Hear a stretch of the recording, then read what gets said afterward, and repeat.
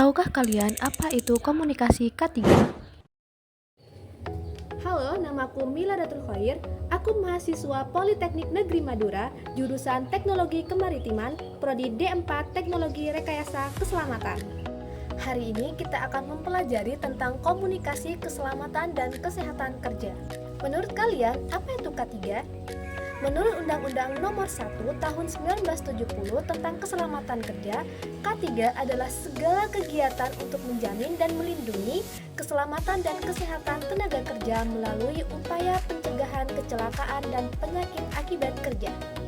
Beberapa penerapan K3 seperti Penggunaan APD, penerapan rambu K3, ketersediaan fasilitas kesehatan, dan penerapan safety induction. Hari ini kita akan menemui narasumber yang akan menjelaskan tentang komunikasi K3 dalam bekerja. Oke, Assalamualaikum Kak. Waalaikumsalam. Izin bertanya, untuk Kakak ini posisinya sebagai apa ya? Safety man. Oke, bagaimana sih cara Kakak untuk berkomunikasi antara bawahan dan teman sejawat Kakak juga atasannya? Bagaimana? Untuk saya pribadi ya, untuk komunikasi dengan bawahan saya atau teman saya itu saya pribadi mempunyai pembedaan atau istilah katanya itu pembatasan dengan cara komunikasi. Kalau untuk komunikasi itu yang terutama itu untuk semua kalangan itu kita tidak boleh membedakan jabatan atau tingkatannya. Tetap kita harus melakukan sopan santun dan komunikasi dengan bahasa yang baik. Walaupun itu kita sama bawahan atau teman sejawat atau atasan, itu prioritaskan untuk selalu dengan sopan dan bahasa yang baik.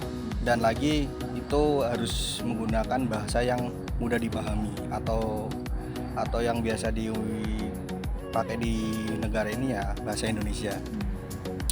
Dan kita tuh harus memposisikan di mana kita berbicara atau kita tuh tahu momen-momen yang bisa membedakan dengan komunikasi dengan serius atau bercanda atau dengan dengan situasi tertentu lah. Kalau situasi kita sedang serius di tempat kerja ya komunikasilah dengan serius. Tapi kalau momen-momen tertentu kita bisa bercanda, ya kita bisa berkomunikasi dengan bercanda. Karena komunikasi itu sangatlah penting bagi kita, karena untuk menjaga saling komunikasi itu sangat dibutuhkan antara kita dan pekerja yang lainnya. Bagaimana cara Kakak menegur teman Kakak untuk dalam hal K3 gitu Kak? Kalau saya pribadi tetap saya akan menggunakan teguran secara lisan ya atau secara langsung. Itu jika terjadi pelanggaran yang saya lihat itu langsung pasti saya tegur dengan tegas dan bijak. Karena suatu pelanggaran itu jika tidak kita tegur akan menjadi kebiasaan terus-menerus. Oke, terima kasih Kak. Itu hanya sebagian dari penerapan K3.